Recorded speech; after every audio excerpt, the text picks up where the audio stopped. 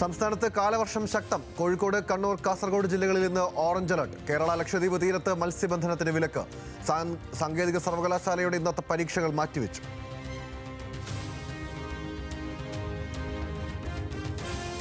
കടുത്ത ഭിന്നതകൾക്കിടെ ഇന്ത്യ സഖ്യത്തിന്റെ യോഗം ഇന്ന് ഡൽഹിയിൽ. ഡീലാരോപണത്തിൽ വ്യക്തത വരുത്താതെ യോഗത്തിൽ പങ്കെടുക്കില്ലെന്ന് CPIM. യോഗത്തിൽ നിന്ന് വിട്ടുനിൽക്കാൻ DMK. ഇന്ധനവില വർധനയിലടക്കം സമരപരിപാടികൾ യോഗത്തിൽ ചർച്ചയാകും.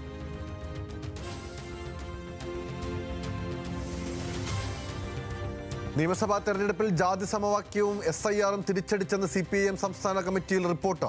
വോട്ടുകൾ നഷ്ടമാകാൻ കാരണമായത് ഭരണവിരുദ്ധ വികാരമല്ല, SIR എന്ന് വിലയിരുത്തൽ. തെരഞ്ഞെടുപ്പ് തോൽവി ഇഴകീറി പരിശോധിക്കാൻ സംസ്ഥാന കമ്മിറ്റി ഇന്നും തുടരും.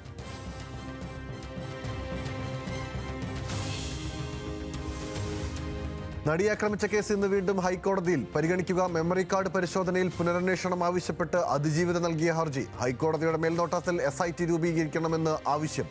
കേസ് അട്ടിമറിക്കാൻ ബോധപൂർവമായ ശ്രമങ്ങൾ നടന്നിട്ടുണ്ടെന്നും അതിജീവത.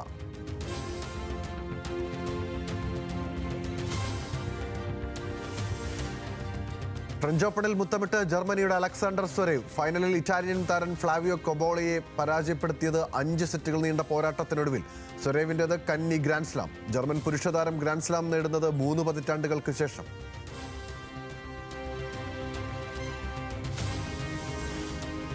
അഫ്ഗാനിസ്ഥാനെതിരായ ഏക ടെസ്റ്റിൽ പിടിമുറുക്കാൻ ഇന്ത്യ. 5-ന് 113 റൺസ് എന്ന നിലയിൽ ഫോളോ ഓൺ ഭീഷണിയിൽ അഫ്ഗാൻ. മത്സരം രാവിലെ 9:30 പുനരാരംഭിക്കും.